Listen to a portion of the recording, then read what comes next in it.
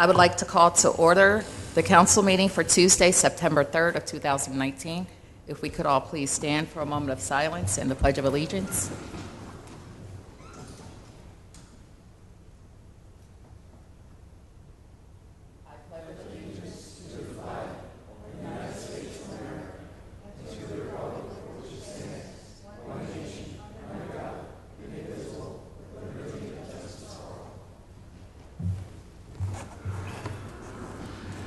Madam Secretary, may I please have roll call? Olivia Brady, Valerie Scott Cooper, Hakeem Jones, Derek Perry, Rebecca Smith, here.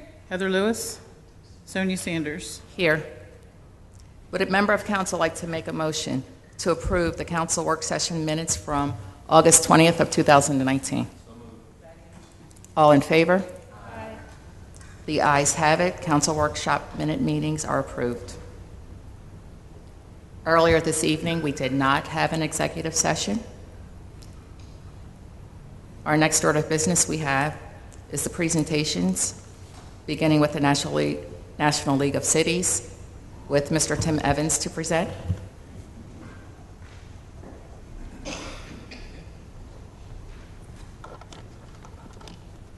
Good afternoon, everyone. Good afternoon. Thank you all very much for allowing me to be here again. My name is Timothy Evans. I represent the Northeast Mid-Atlantic region. I do membership for the National League of Cities. You all have been an engaged and longtime partner, or at least an effective partner within the National League of Cities, and have played a key role. But what I want to do first is to kind of share with you all some of the things that members such as yourself, are talking about the National League of Cities and the impact that it can have within a municipality. So without further ado, I'm going to play a video up here.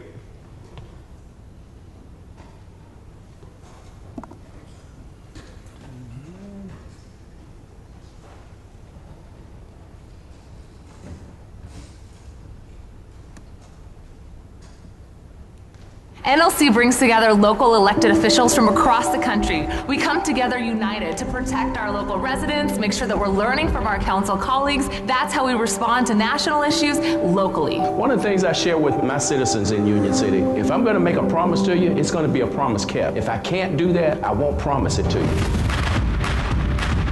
So we got to make sure that the federal government realizes that, because not only did we, but our citizens, they also sent them to Washington to be able to do a job. When we argue for better policies at a federal level, that's only going to enhance what happens for mayors and city councils at every level. It doesn't matter if you're a small city, a town, a hamlet. When we get together, it sends a strong message. The National League of Cities provides cities with resources and tools to educate elected officials, best practices in how you communicate policies that affect your communities with federal leaders. So it's a wonderful way of doing that. They provide the tools and the nexus to the White House, which is essential for elected leaders in municipalities throughout the United States. City government makes decisions that affect everybody's lives, and when local leaders are stronger, those cities are better.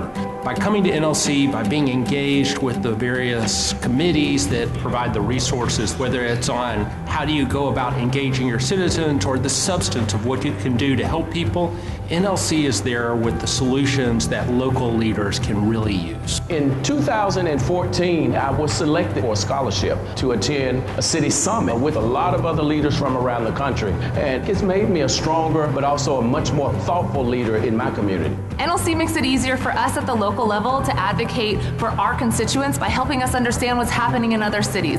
I can learn from folks in LA what they're doing to address the homelessness crisis. I can learn from people in DC about how they've made sure that tenants had the first opportunity to purchase their apartments if they go up to sales. And without NLC, I'm not sure I would have learned about the activities happening in DC and Los Angeles. And it's bringing together folks, it's bringing together minds, and it's really helping our constituents. I'm proud to be an NLC member because it provides great value and helps us advocate for change. There's so much that our country needs to do better to support our cities. When we advocate for that change, it makes our work so much stronger in the cities.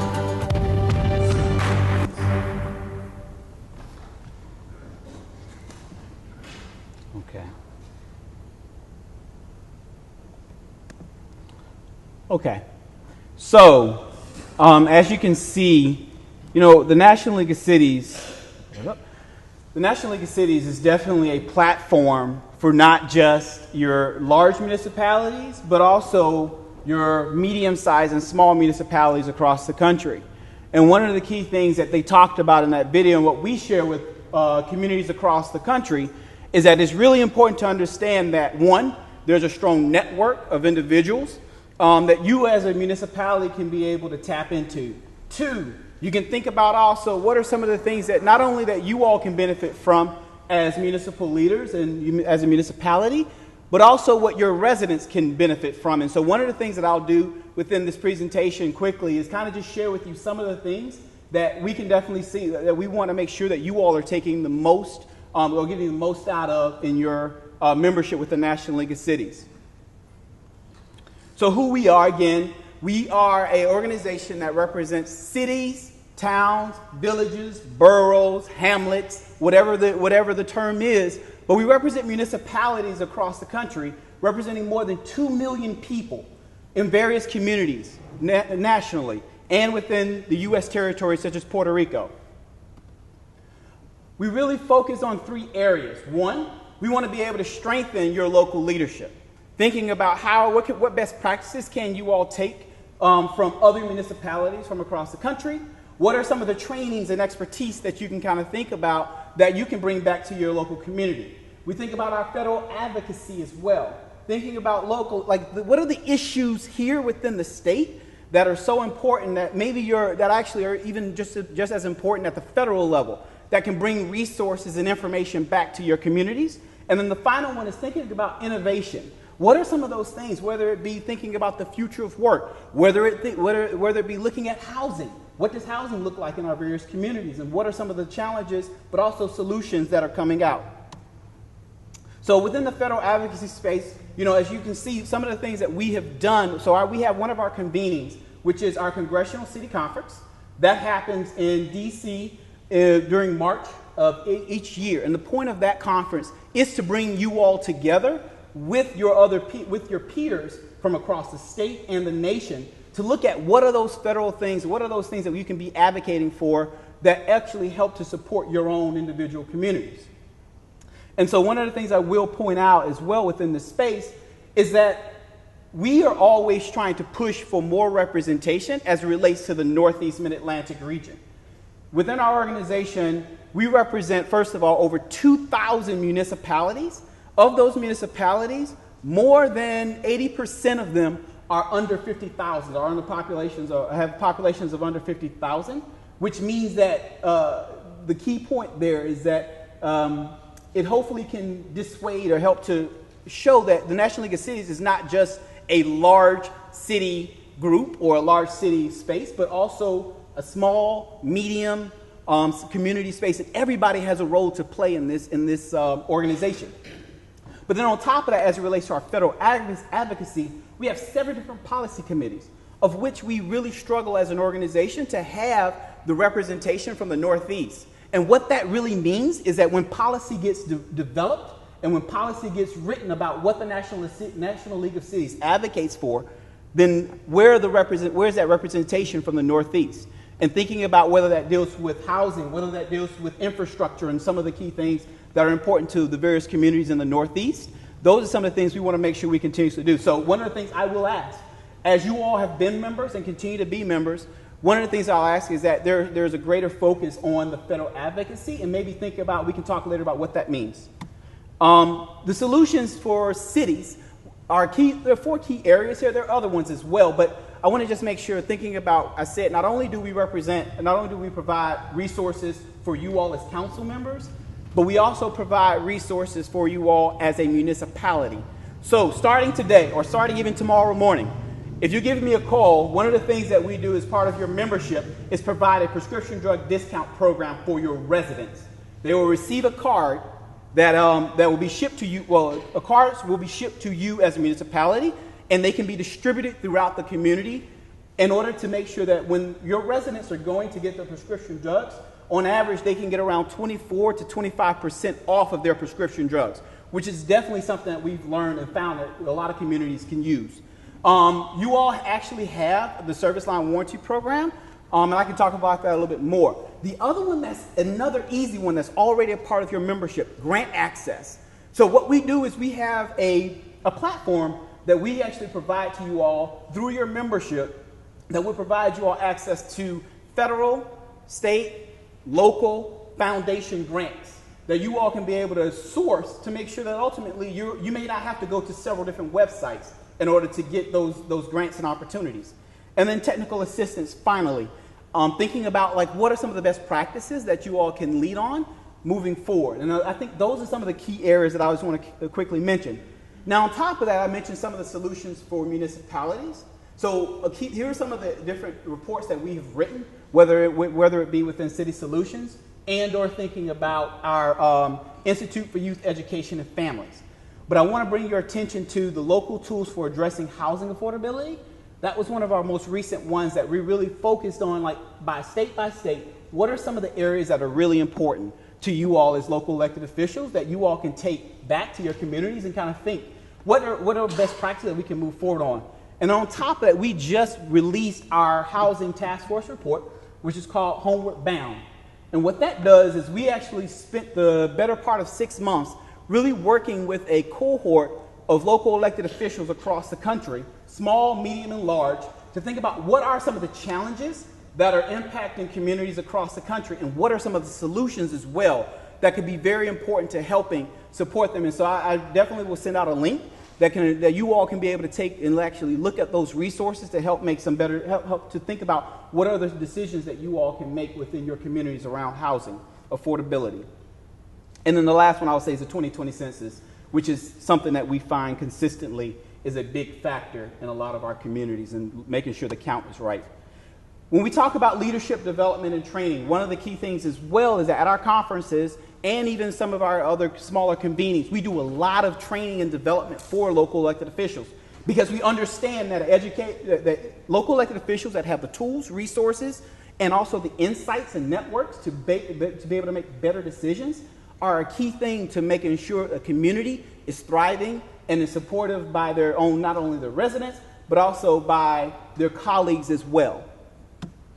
Networking, as we talked about before, not only just at our convene, but outside of our convening. Thinking about some of the best practices that you can actually bring to bear within your communities just by having a conversation with, another municipality from across the country, or even just a municipality somewhere, maybe not in Pennsylvania, but in Delaware. Those are some of the key things that, we understand that sharing those best practices across the country are a great resource for you all looking into the future. Lastly, I'll just mention that our city summit is going to be happening in San Antonio, Texas. And what you can expect from our city summit, again, one is networking. That's one of the critical things that we have found to be successful in bringing back solutions. And I know that Councilmember Scott Cooper, and then also I know Councilmember here, Derek Perry, and then also the Council President has been, and I think there are a couple of people Councilmember Smith, have you gone as well? Okay, you have not gone. But the key thing is that I want to just make sure that there is opportunities to help make sure that you all are bringing not just what you all have learned locally from your peers within the state of Pennsylvania, but also you can bring to bear what's going on across the nation into your own municipality to help make better decisions and to ultimately think about what can help to make your communities better. The final note that I will mention is that we also have one of our peers in the room, one of our advocates in the room, and definitely want to mention Councilmember Derek Green from Philadelphia came to, represent and also just be a part of this conversation. So I want to thank you all very much for your time and open it up for questions about the National League of Cities.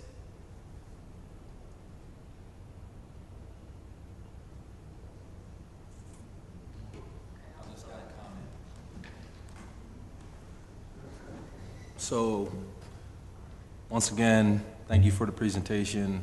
It's not the first time that we probably said this a million times to our colleagues about going to the National Leagues of Cities and understanding the dynamics of other communities and what they go through, but also what we can do to bring back policies back to Norristown, which we have been doing.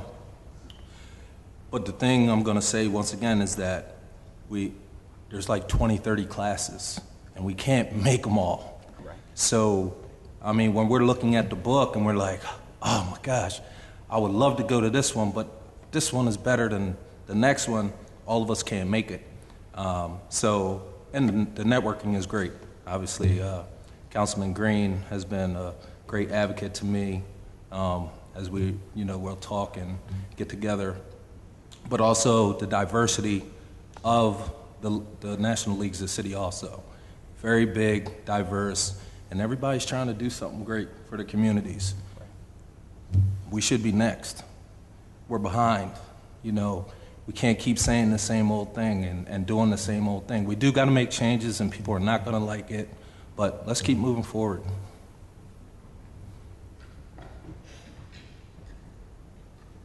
Councilwoman Scott Cooper.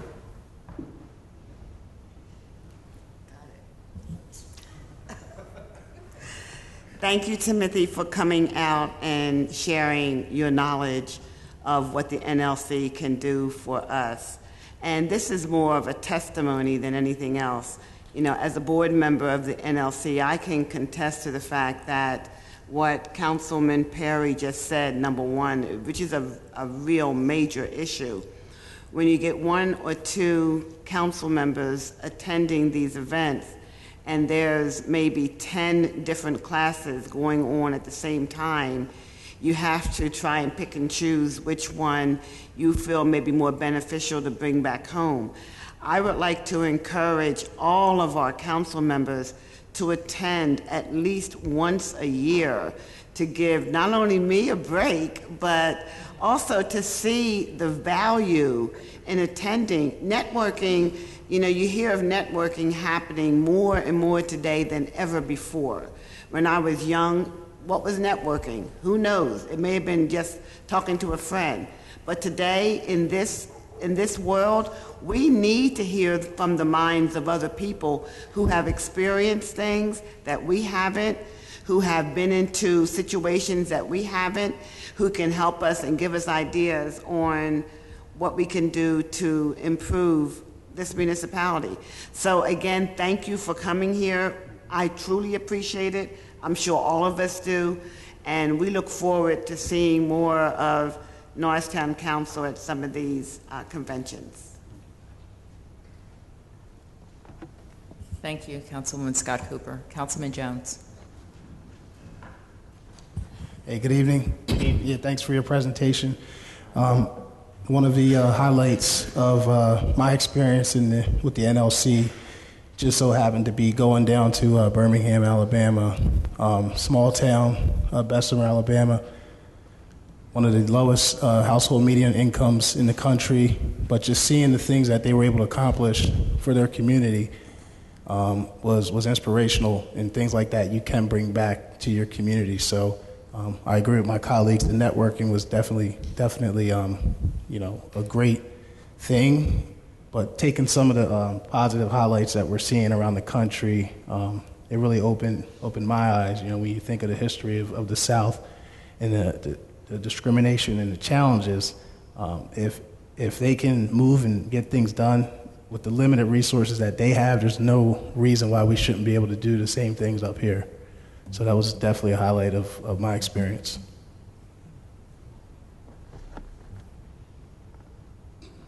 Mr. Evans. Thank you very much. I really appreciate you for mentioning that. I think the other thing, I'm just going to add to what you were saying. There's this sense sometimes that when we are doing well, we don't need to communicate with other people. We have it on our own. But then what happens is that when something hits us, or when something falls, so when our community falls prey to some issue, some challenge, some economic challenge, then we're scrambling to try to figure out what should we be doing, who should we talk to. The National League of Cities provides you that platform before anything happens. And that's what's the key thing about thinking more toward the future. What are some of the things that we can be thinking about ahead of time to make sure that the networks, to make sure that the best practices are already in place, so that when it does occur, we know who to contact, we know what resources to go after, in order to make sure that when it comes, you're already prepared. And I can tell you this from just my own personal experience as a taxpayer of Baltimore City. They are a part of the National League of Cities, but I always challenge not only them, but also I will challenge you all as members, as current members. Really make sure that you are leveraging these various things that you all are part of, because ultimately, as a resident, as a taxpayer of Baltimore City, I am going to ask my council member, how are you taking advantage of that, and how are you bringing those resources back to the communities that you serve?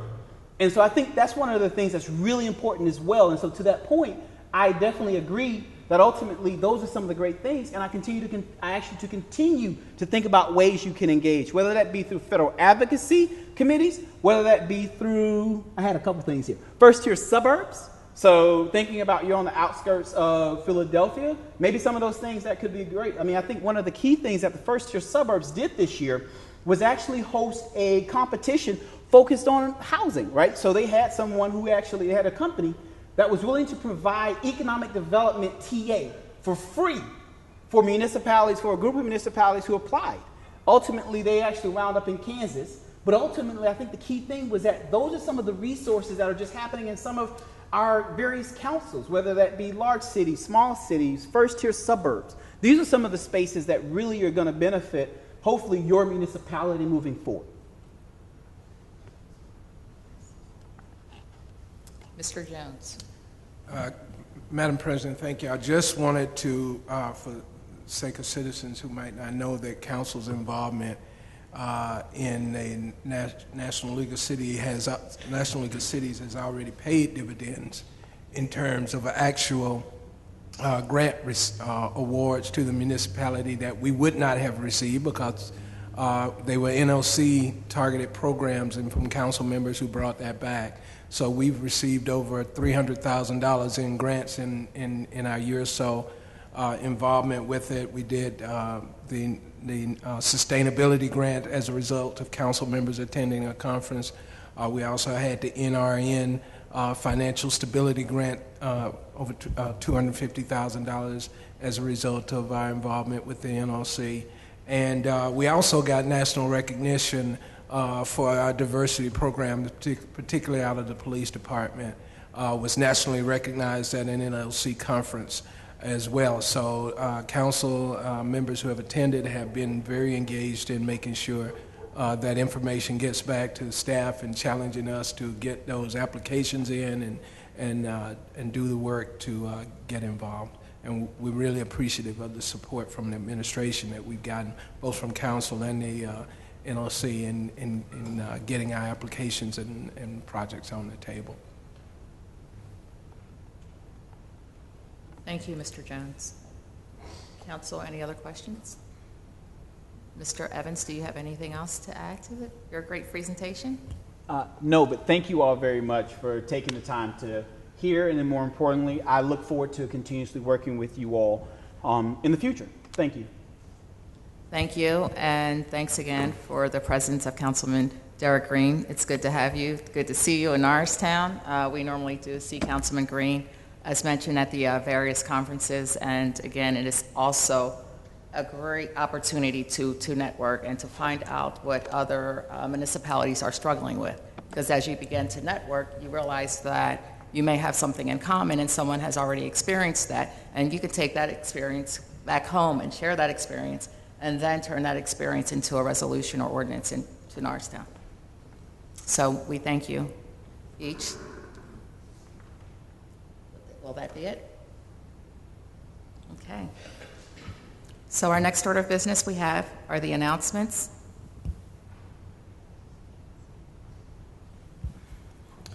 Thank you, Madam President. So we would like to wish all Norristown area school students a successful school year, this being the first day of school. Arts in the Park will be held this Saturday, September 7th, from 2 p.m. to 6 p.m. at Elmwood Park. Vendors, live music, art, and beer garden. It's a free event. Norristown Recreation is offering a free soccer clinic on Saturday, September 28th, for ages 3 to 9. For more information, please email recreation@norristown.org. Gospel Fest will be held on September 15th from 7 to 9 p.m. at Elmwood Park. an array of performances, special guests, vendors, and much more. That's also a free event. The Citizens Leadership Academy is now open for registration. Applications are available online or by email at pio@norristown.org.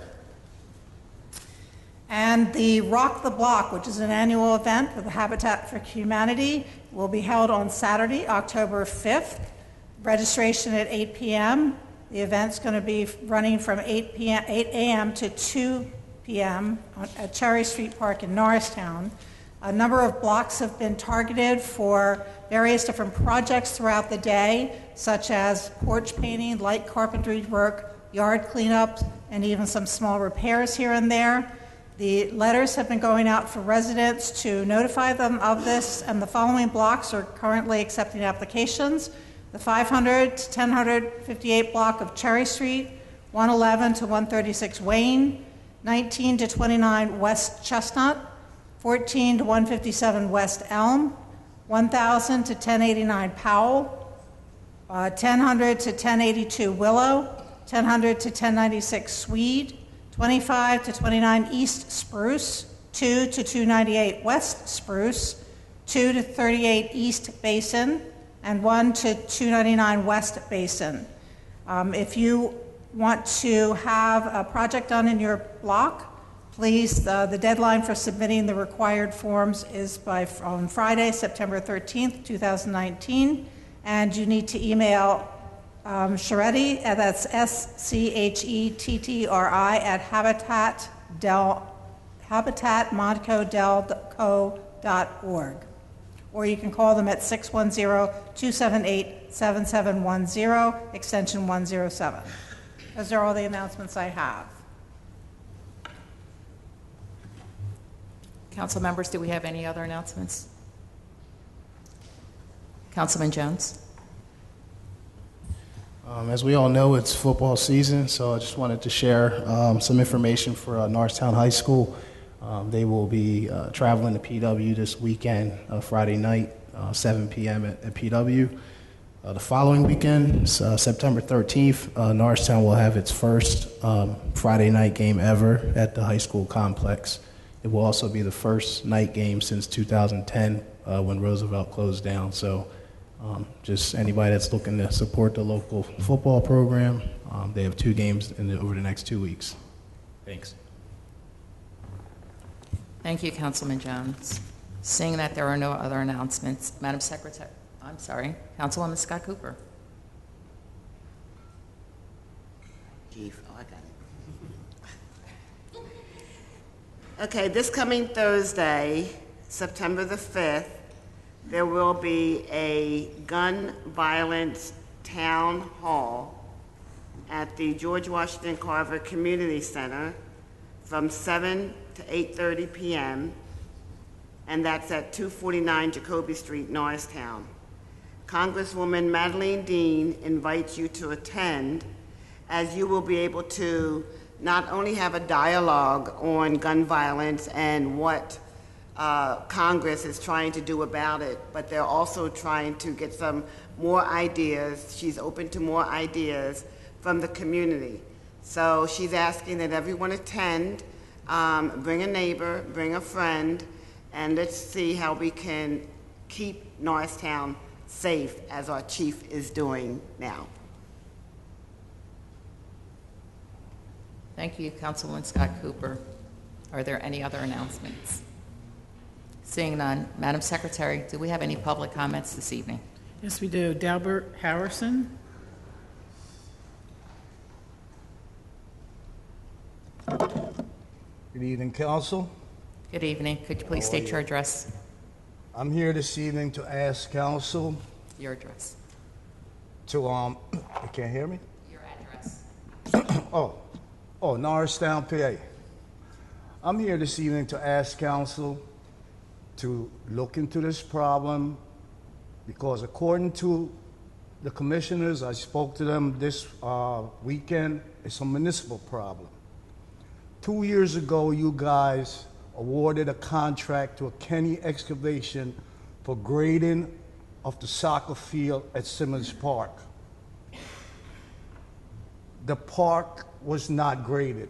The dirt dumped on it was on it for a year and a half and the grass wouldn't grow. When I contacted Crandall and Kathy last August, they told me it was the dirt. They told the DEP, because I asked the DEP to look at it. Me and a couple of the residents said, well, that dirt is contaminated because the grass is not growing on it.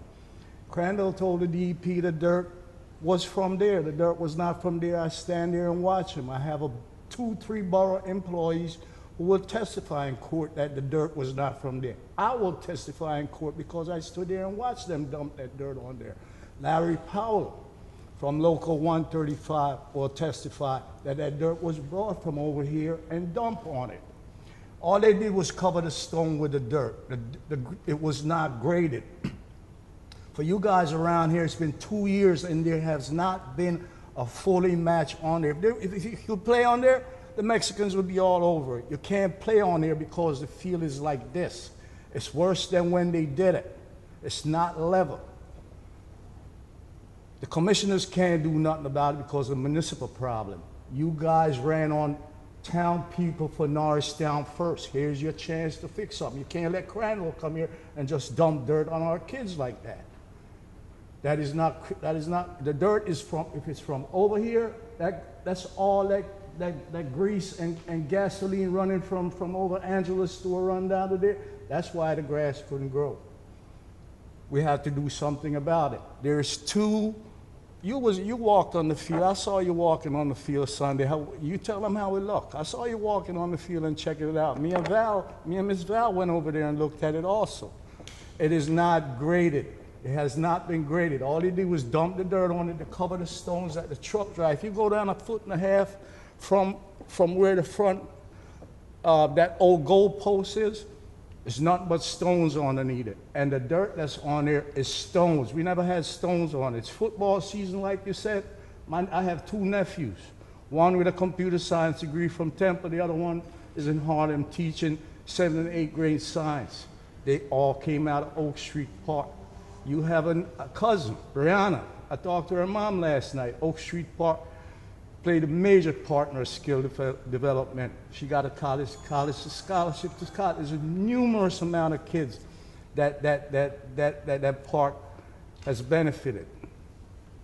We'd like you guys to do something about it. The old goal posts, they brought 2 old goal, soccer goal, reject goal. We don't need them down there. Permission to move them because the Puerto Rican League has their own goal. The Jamaicans have their own goal, and the Mexicans have their own goal. Those goals, if you play with those goals, the score will be 100, 150, because you can't stop it. The goal is wide from there to there. Anybody could kick a ball through that.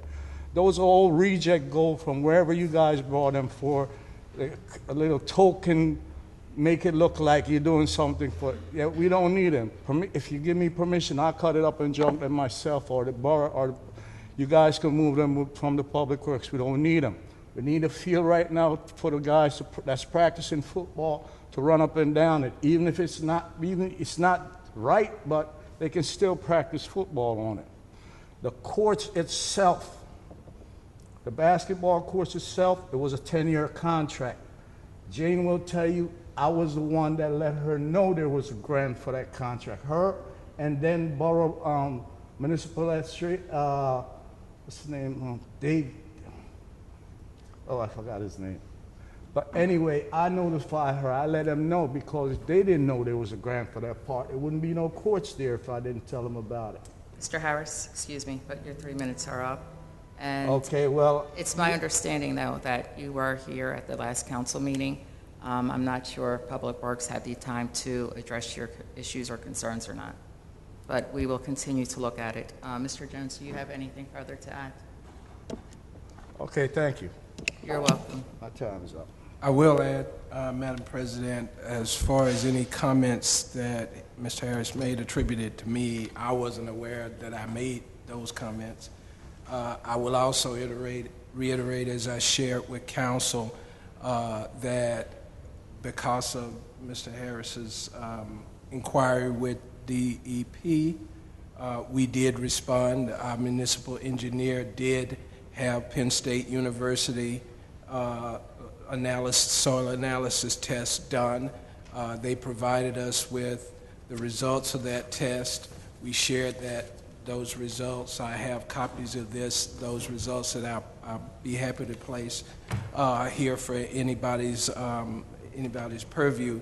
The soil that was installed out there was not toxic. It was loam soil, and it was rated as optimum to above optimum loam soil, which makes it fine. For those who might not know, loam soil is a mixture of soil that is ideal for as a plant growing medium. It's actually a combination of soil, normally equal parts clay, silt, and sand, which gives the benefit of each with few of the disadvantages. By combining all these three types of soil, loam gives you the best characteristics of all three. This enables you to grow almost any type of plant without having to add too much to the soil. The challenges that we had, and we did go back at least once and deal with it. The challenges that we had with that field had to do with when the field was initially graded and grass was initially planted. People started walking and even parking on that field almost immediately after it was made available. So, but as far as toxicity is concerned, it does not exist. It was a third party that did the test, not the municipality, not the municipal engineer. We just had them commission the test from Penn State University. Thank you, Madam President. The test that was done on the other part of the original part of the dirt, not the dirt that was there. This discussion further, because this is actually You public guys comment. It's don't not care. You guys a don't- question and answer at this time. So thank you. We heard you, and we will address it. Madam Secretary, do we have any other comments? Thank you. Madam Secretary, do we have any communication this evening? Thank you. So our next order of business will be the appointments for PML. Mr. Jones, if you could just give us a brief summary of PML. Certainly. Thank you, Madam President.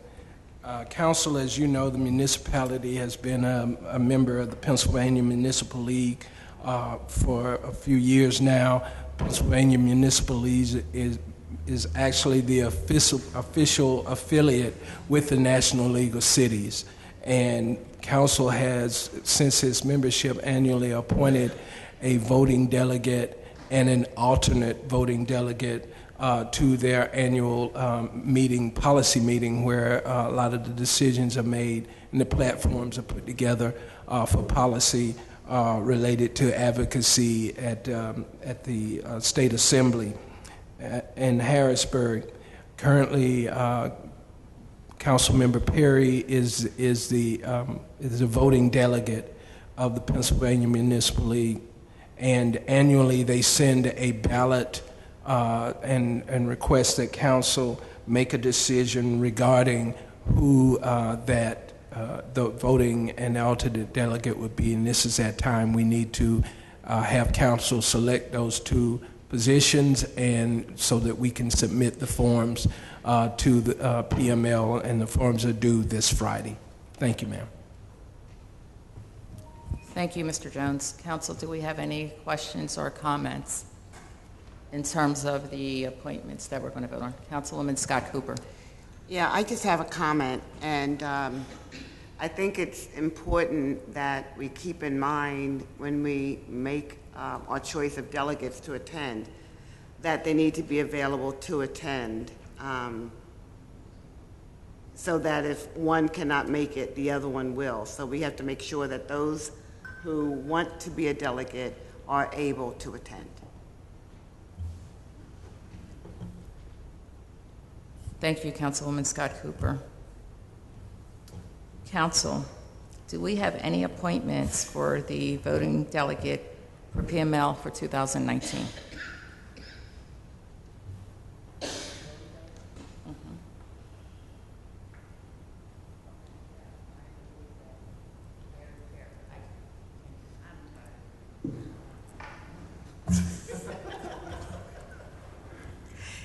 I vote that Derek Perry be our representative.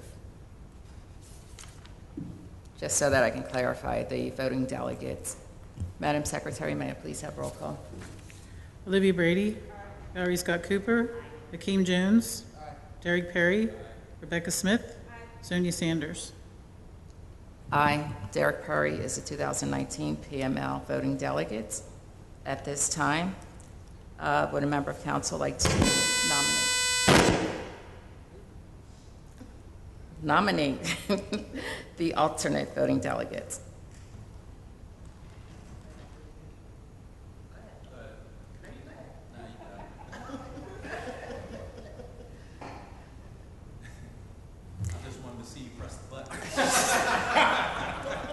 You're going to get it. I vote that Sonia Sanders be the alternate. Madam Secretary, may I please have roll call? Olivia Brady, Valerie Scott Cooper, Hakeem Jones, Derek Perry, Rebecca Smith, Sonia Sanders. I will be the alternate for PML 2019 voting delegates. Thank you, council members. Next order of business we have is Planning and Municipal Development. Ms. Musanye.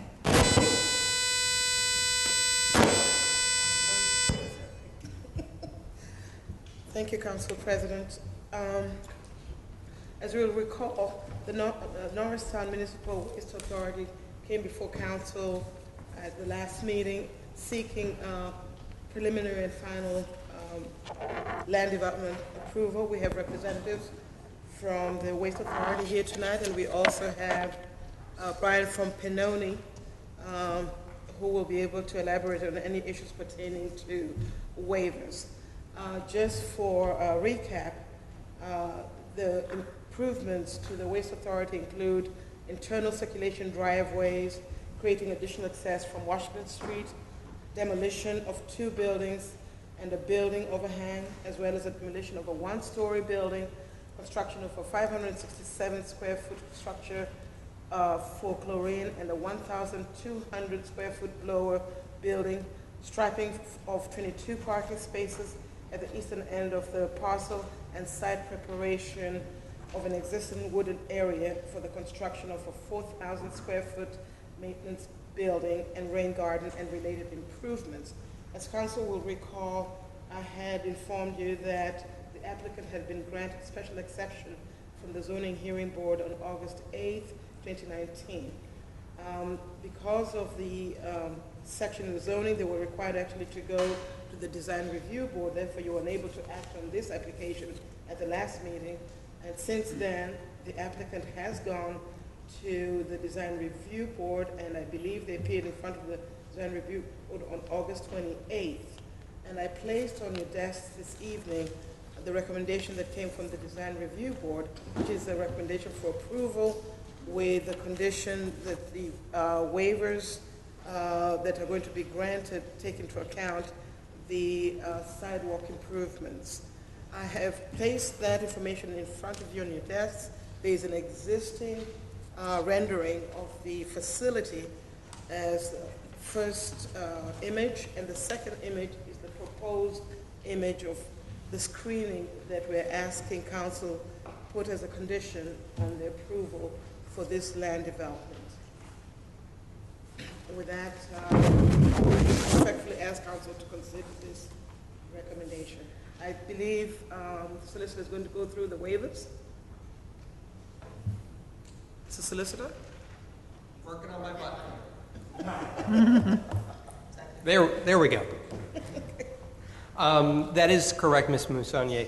There are 12 waiver requests. I understand at the workshop meeting there might have been a mishap that one of the waiver requests was missing, but that has been corrected for tonight. So from the last meeting, waiver requests per the resolution in front of you tonight are the same 1 through 11. The addition is number 12, which is a waiver from the requiring of preparing a separate existing resource and site analysis map, also known as an ERSAM, when that same information is included on the existing features plan set that has already been submitted. I believe that Pinoni has already reviewed that request. They have no objection to that request, and I believe an existing features map has already been prepared showing all that information, so they are technically already in compliance, assuming that the waiver is granted. If council wants, we could certainly go through all of the other 11 requests. However, again, I believe this was done at the last meeting, so I'm not sure it's necessary. The only thing I would note with council is if there is going to be a vote tonight, which hopefully there will be on this resolution, I would please ask that the motion reflect whether or not you are recommending approval or not approval of the 12 waiver requests. We can certainly go through each waiver request individually if council would prefer, but you could certainly vote to approve the resolution. I would just ask that you make a notation whether that includes approval of all 12 waiver requests. Not sure. The applicant is here tonight represented by counsel as well as our engineer. I'm not sure if there's anything further they would like to add beyond what I've stated or Ms. Musonier has stated. No, not unless there's any questions from the council. And again, I did have a chance to speak with council before tonight. Just to confirm again, you'll see a number of the waiver requests relate to plantings. While that is true, I would also note that as one of the conditions of approval is, let me find it here, number 4, preparation and submission of a landscaping, screening, buffering plan post-construction to be approved by the municipality that will provide the maximum amount of additional buffering and beautification that can be implemented at the property for screening purposes.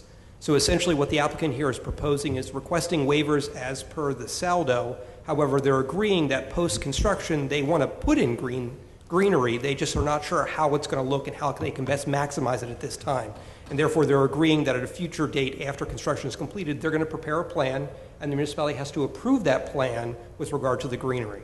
So in some ways, they're really not getting out of the greenery requirement. We're just not sure what it's going to look like at this time. We'll know after construction. Did I accurately reflect that, at least for your understanding? You did, thank you. Okay. So, Mr. Solicitor, I have a question then. So, the design that we have in front of us then on this second page, are we looking to go for that look?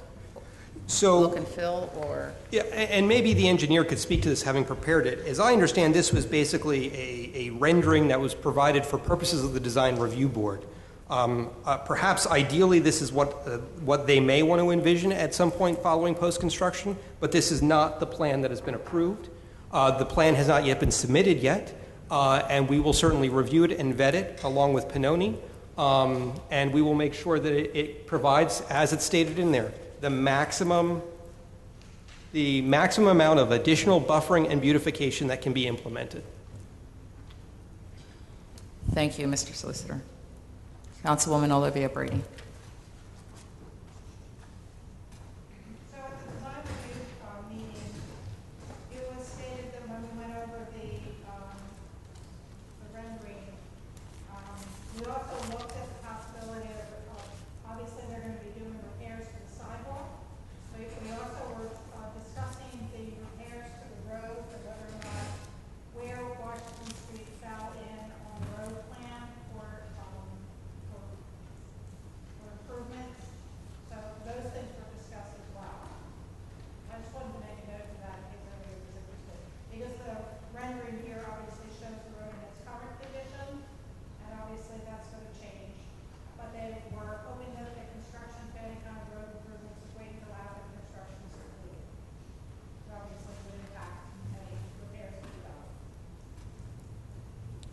Thank you for the explanation, Councilwoman Brady. Council, do we have any other questions or comments? And again, thank you, Mr. Solicitor. Would a member of council like to make a motion to consider Resolution 19-140, which would grant preliminary and final plan approval for Norristown Municipal Waste Authority, recommending 12 waiver requests as listed? Madam Secretary, may I please have roll call? Olivia Brady. Valerie Scott Cooper. Hakeem Jones. Derek Perry. Rebecca Smith. Sonia Sanders. Aye. The ayes have it. Resolution 19-140 is approved and passed. Thank you. You're welcome, Ms. Musonier. Next order of business we have is from the administration in terms of Resolution 19-145 for the reinstatement of the fourth. Thank you, Madam President. Council, this resolution is actually a housekeeping matter. For some time, the municipality has maintained a 457 plan, B plan, on behalf of a handful of employees. And that plan used to be under a master plan by the Pennsylvania Association of Boroughs. Pennsylvania Association of Boroughs notified us, as well as other municipalities who were operating under that master plan, that they would no longer continue to hold the master plan, and asked that each member who still had employees within that plan, or members within that plan, would actually enact a resolution where they would reinstate the municipality's plan and take Pennsylvania Association of Boroughs out of the master plan status. The solicitor's office, specifically Mr. Hitchens, has been working diligently on this issue for almost a year or so. It's been a kind of a bear to go through just all of the iterations of dealing with PSAB and state law, et cetera, but we've got it done, and this will just provide the continuity of a plan for those personnel who are still covered by that plan. And we have all of the necessary administrative support to continue that plan. It is administered through our HR department by our HR manager, and this is a request for council to reinstate the plan. Thank you, Mr. Jones. Council, do we have any questions or comments?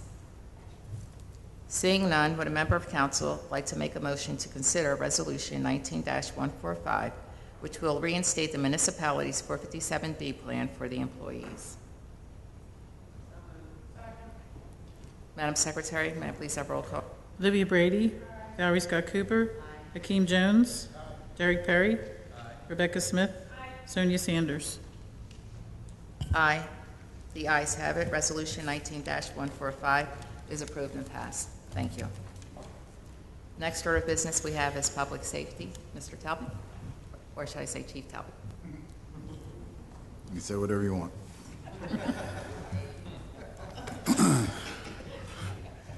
Thank you, Madam President.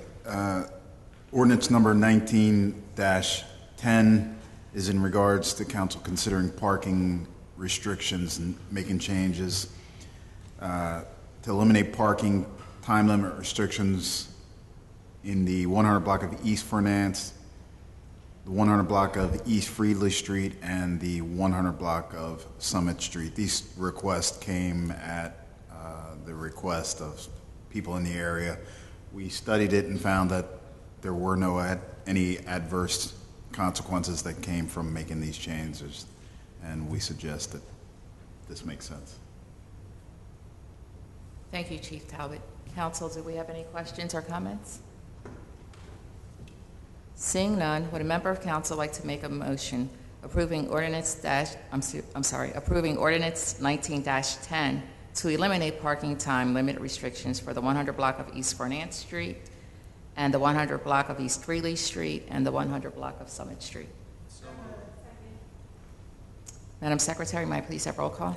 Olivia Brady, Valerie Scott Cooper, Hakeem Jones, Derek Perry, Rebecca Smith, Sonia Sanders. Aye. The ayes have it. Resolution 19-10 is approved and passed. Resolution 19-144 is reserved disabled parking. Residents at 327 West Fernand Street and 1425 Powell Street both have medical conditions that impact their mobility and need this accommodation. Council, do we have any questions or comments? Seeing none, would a member of council like to make a motion approving Resolution 19-144, which would authorize the approval of sign installation of 327 West Fernand Street and 1425 Powell Street? Madam Secretary, may I please have roll call? Olivia Brady, Valerie Scott Cooper, Hakeem Jones, Derek Perry, Rebecca Smith, Sonia Sanders. Aye. The ayes have it. Resolution 19-144 is approved and passed. Thank you, Chief Talbot. Next order of business we have is Public Works. Mr. Odenibo.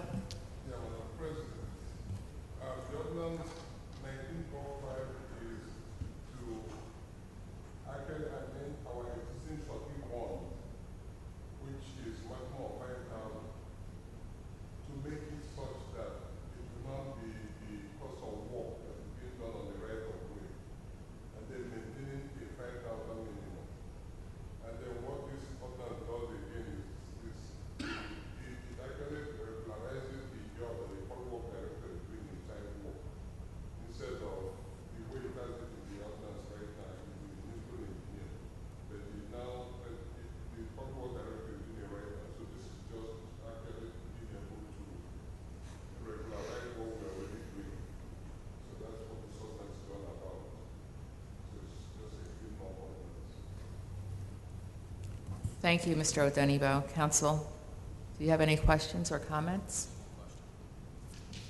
Mr. Perry? The only question I have is, when was the last time this was ever looked at? When?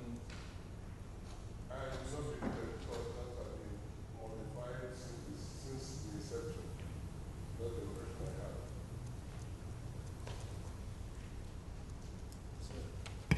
That's it, Councilman Perry? Seeing no other questions, would a member of council like to make a motion approving ordinance 19-05, which amends the existing surety bond amount requirement? So moved.